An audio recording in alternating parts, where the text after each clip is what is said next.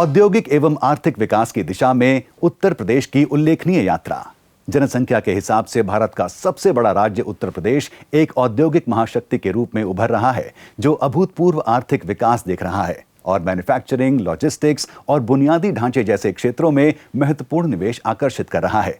अकेले 2023 में Uttar Pradesh global investors summit ने 3.57 लाख करोड़ रुपए के निवेश के इरादे हासिल किए, जिससे 10 लाख से अधिक लोगों के लिए रोजगार के अवसर पैदा हुए। दूरदर्शी अधिकारियों के नेतृत्व में राज्य महत्वाकांक्षी परियोजनाओं को लागू करने, अपनी औद्योगिक क्षमताओं को आगे बढ़ाने और निवेशक अनुकूल वातावरण को बढ़ावा देने में सबसे आगे रहा है। इस परिवर्तन का नेतृत्व करने वाले प्रमुख व्यक्तियों में से एक उत्तर प्रदेश राज्य औद्योगिक विकास प्राधिकरण यूपीसीडा के मुख्य कार्यकारी अधिकारी श्री मयूर महेश्वरी हैं। 2003 से एक आईएएस अधिकारी के रूप में श्री महेश्वरी के पास शासन में एक समृद्ध और विविध पृष्ठभूमि है। उन्होंने वित्त, आर्थिक विकास और सार्वजनिक प्रशासन जैसे प्रमुख विभागों में कार्य किया है। यूपीसीडा में उनका नेतृत्व 155 औद्योगिक क्षेत्रों के विकास की देखरेख और 70,000 एकड़ से अधिक भूमि बैंक का प्रबंधन, औद्योगिक विस्तार को बढ़ावा देने, रोजगार पैदा करने और राज्य भर में सतत विकास को बढ़ावा देने में सहायक रहा है। ये हमारे लिए सौभाग्य की बात है कि वो आज इस एक्सक्लूसिव इंटरव्यू के लिए हमारे साथ हैं। मिस्टर महेश्वरी, इस एक्सक्लूसिव इंटरव्यू के लिए समय देने के लिए आपका बहुत बहुत शुक्रिया। सबसे पहले तो आप हमें और हमारे दर्शकों को यूपीसीडा और इसके प्रमुख कार्यों के बारे में क्या जानकारी दे सकते हैं? बहुत बहुत धन्यवाद आपका इस इंटरव्यू के लिए। यूपीसीडा उत्तर प्रदेश की उद्यमियों और सरकार के बीच के एक सेतु है। ये हमारी संस्था यूपी के 55 ज़िलों में 155 इंडस्ट्रियल एरियाज़ में कार्य करती है।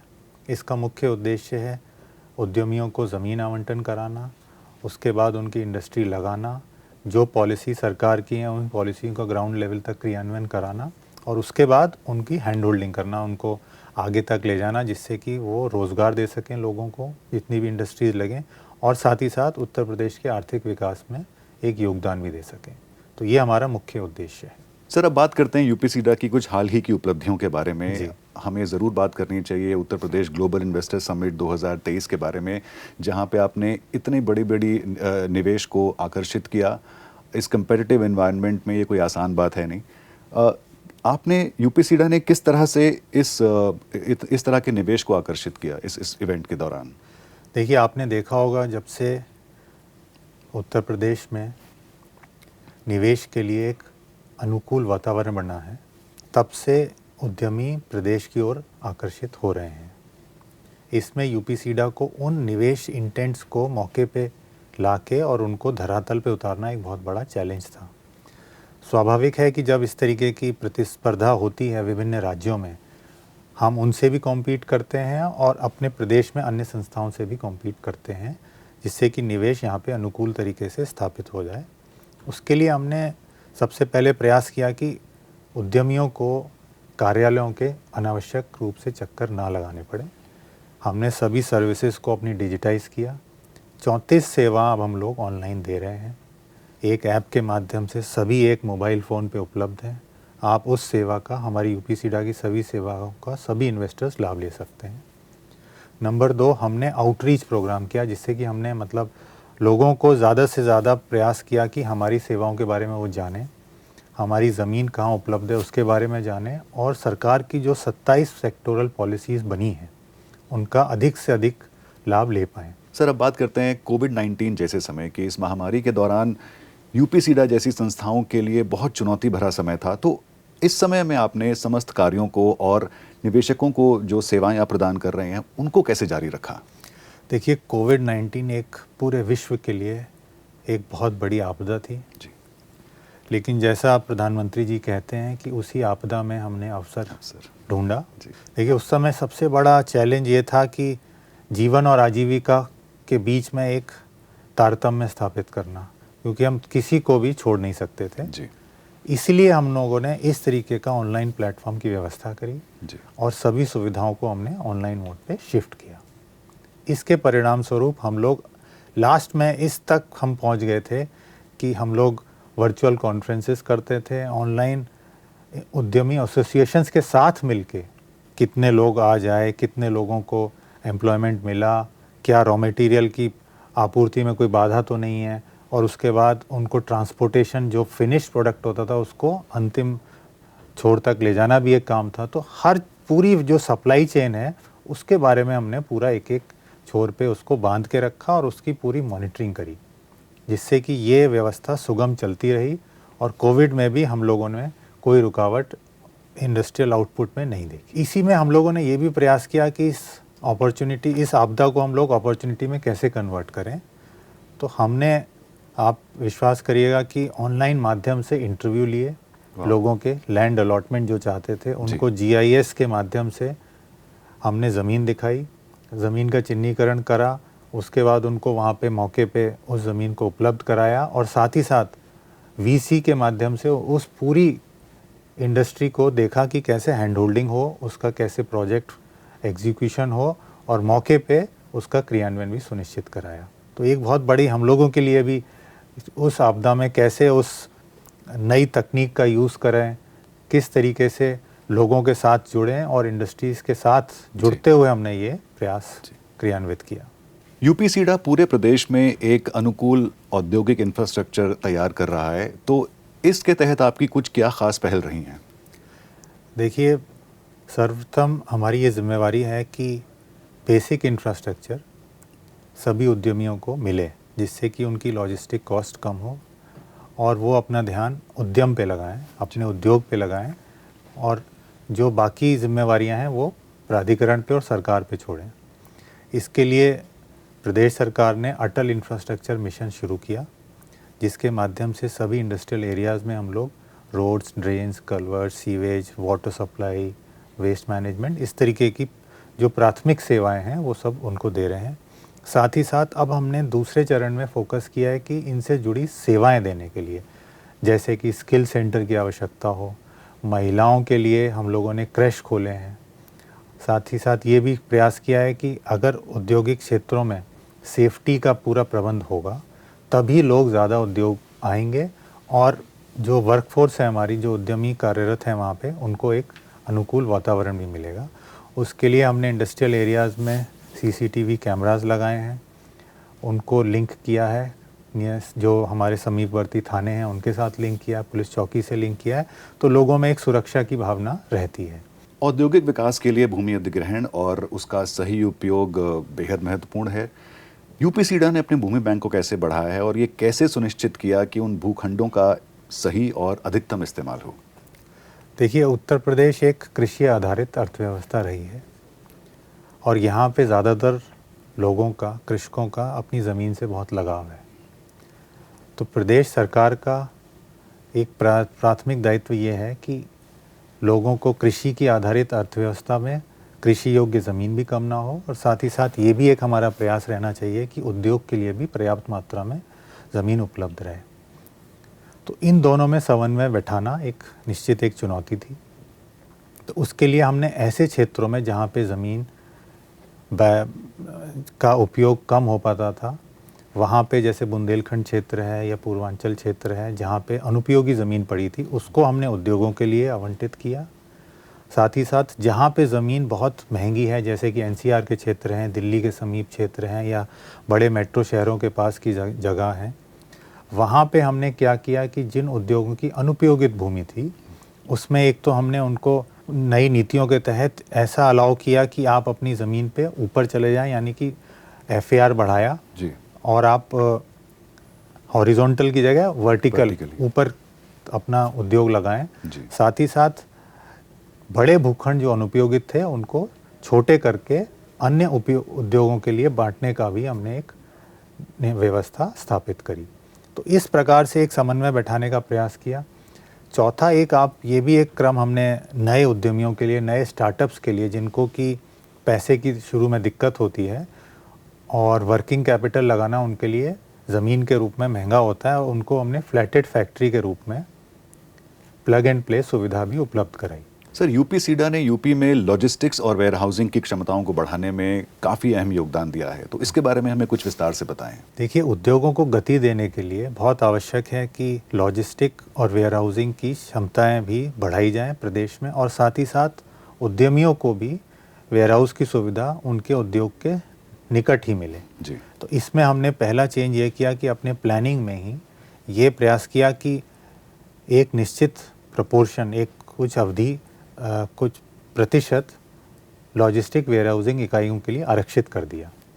तो सपोज़ हम 20 एकड़ का एक या 200 एकड़ का एक इंडस्ट्रियल एरिया बनाते हैं, तो उसमें हमने कहा कि 20 एकड़ हम लोग वेयरहाउसिंग यूनिट्स के लिए आवंटित कर देंगे। तो जिससे उनकी ये समस्या का समाधान हो गया। दूसरा, आप देखेंगे कि उत्तर प्रदेश एक्सप्रेसवे का प्रदेश बनता जा रहा है। कि रादर मैं कहूँगा कि पूरे हिंदुस्तान के 50% के लगभग एक्सप्रेसवेज उत्तर प्रदेश में आज के दिन में कार्यरत हैं। 10 से ज़्यादा एयरपोर्ट्स हैं हमारे यहाँ जो चल रहे हैं अभी। कनेक्टिविटी में डेडिकेटेड फ्रेट कॉरिडोर का 57%, पूरे ईस्टर्न डेडिकेटेड फ्रेट कॉरिडोर का 57% यूपी से होके गुजरता है। तो इस तरीके से कनेक्टिविटी इंफ्रास्ट्रक्चर बहुत इम्पॉर्टेंट हो गया है। तो हमने ये प्रयास किया कि उसी कनेक्टिविटी अलाइनमेंट के साथ साथ अपने वेयरहाउसिंग कॉरिडोर्स बनाएं। इसमें एक चीज़ और भी आप देखेंगे कि अब जो हमारा व्यापार है और जो कॉमर्स है, अब वो इंडस्ट्रियल कॉमर्स से ई कॉमर्स पे जा रहा है। ज़्यादातर चीज़ें ऑनलाइन हो रही हैं, तो लोग चाहते हैं कि जो वेयरहाउसिंग और स्टोरेज हो वो जहाँ पे उनका यूज़ होता है उसके समीप ही हो, जी। जिससे कि उनकी आने जाने की और ट्रांसपोर्टेशन कॉस्ट कम हो। तो उसी में हमने 2022 में एक वेयरहाउसिंग और लॉजिस्टिक पॉलिसी लाए, जो बहुत ही, मैं कहूँगा कि बहुत आकर्षक है निवेशकों के लिए। और हमने 1000 करोड़ रुपए से अधिक के इंसेंटिव, सब्सिडीज़, छूट दे के 20 से अधिक प्रोजेक्ट्स को हमारे इंडस्ट्रियल कॉरिडोर्स के समीप स्थापित भी किया है। अब बात करते हैं वित्तीय स्थिरता की, जो हर इंडस्ट्री में एक महत्वपूर्ण विषय है। तो पिछले कुछ वर्षों में यूपीसीडा ने इसे कैसे मजबूत किया है?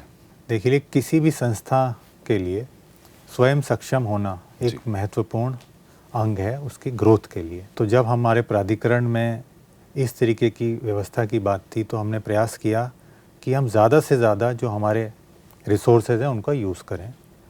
पहला कार्य हमने किया कि जो हमारे अनुपयोगित लैंड बैंक्स थे उनको सबको हमने पारदर्शी आवंटन प्रक्रिया के माध्यम से ई ऑक्शन किया। दूसरा प्रयास हमने ये किया कि जो भी हम ज़मीन को, जो मैंने बताया था एफएआर को इंक्रीज़ कर सकते हैं, तो लोगों को उनकी ज़मीन पे ज़्यादा उपभोग करने की सुविधा दी और साथ ही साथ प्राधिकरण को भी उससे राजस्व प्राप्त हुआ।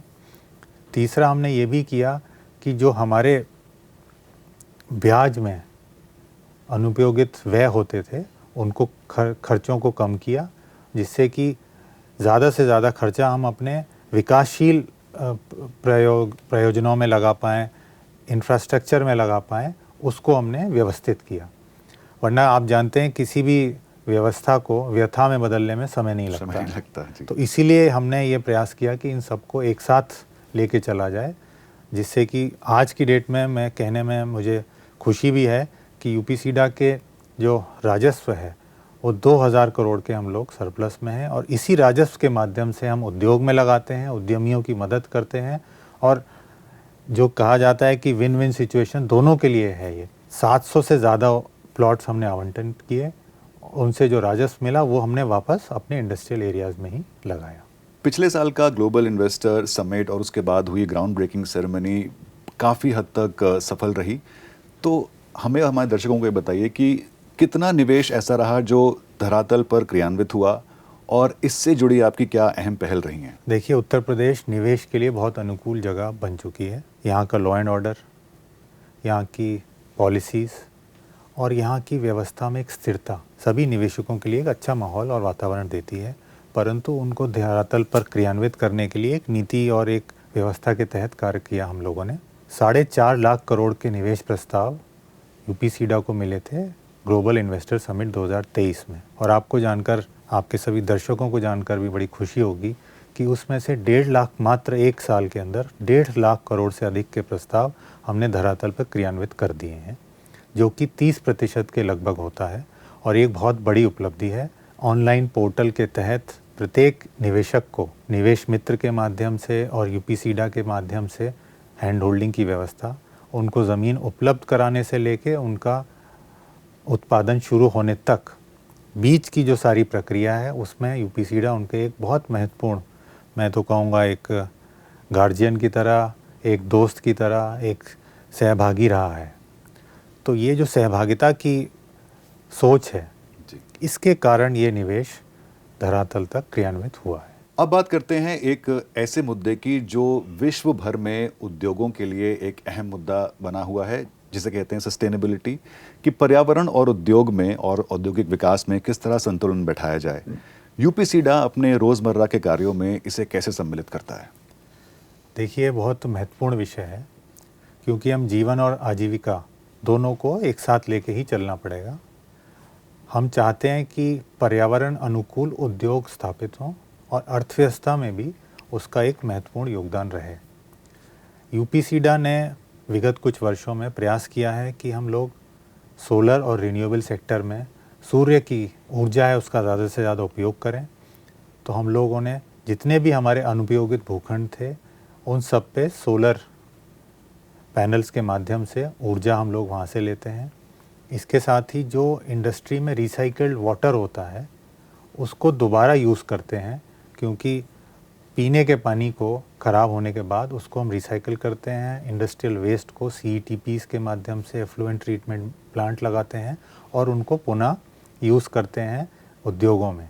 तीसरा, हम ये भी प्रयास करते हैं कि जो हमारे इंडस्ट्रियल एरियाज़ हैं उसमें धूल को रोक दें, डस्ट प्रूफिंग का प्रयास करते हैं, जिसके लिए ज़्यादा से ज़्यादा पेड़ लगाए जाते हैं। मियावाकी पद्धति से हम लोग एफॉरेस्टेशन कर रहे हैं, जिससे कि वहाँ की जो वातावरण है वो डस्ट फ्री रहे और ऑक्सीजन कंटेंट हमारे इंडस्ट्रियल एरियाज़ में बढ़ाया जाए। तो इस तरीके से एक समुचित व्यवस्था के तहत इसका प्रबंधन कर रहे हैं। हालांकि ये चुनौती है, बट हम उद्यमी और हमारे दर्शक साथ मिलके ही इस चुनौती से आगे बढ़ पाएंगे।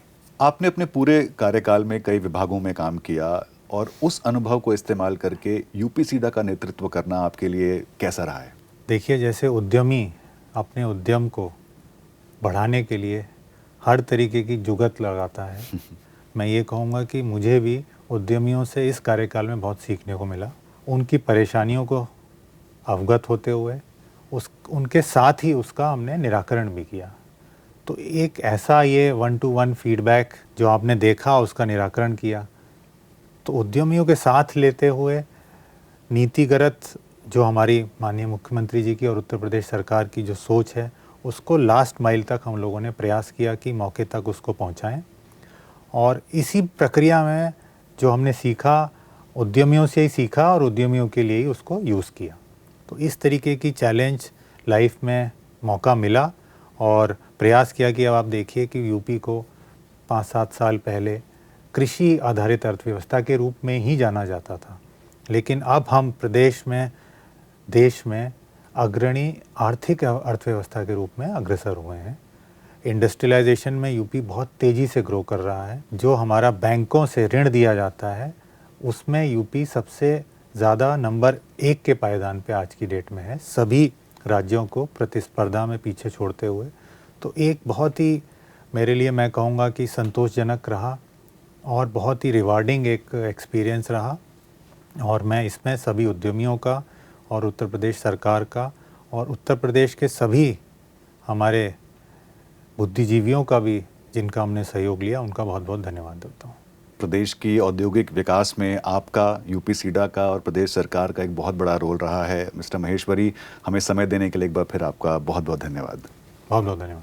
बुनियादी ढांचे के विकास, सुव्यवस्थित निवेशक प्रक्रियाओं और स्थिरता के प्रति प्रतिबद्धता पर अपने रणनीतिक फोकस के साथ उत्तर प्रदेश राष्ट्रीय और अंतर्राष्ट्रीय दोनों निवेशकों के लिए सबसे अधिक मांग वाले गंतव्यों में से एक बनने की राह पर है।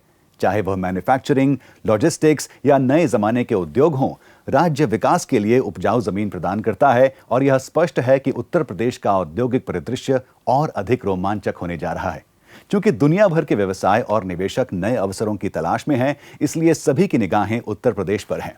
और अब यदि आप इस विकास गाथा का हिस्सा बनना चाहते हैं, तो हम उस व्यक्ति को जानते हैं जिसके साथ आप जुड़ सकते हैं, श्री मयूर महेश्वरी और यूपीसीडा में उनकी टीम। बहुत बहुत शुक्रिया।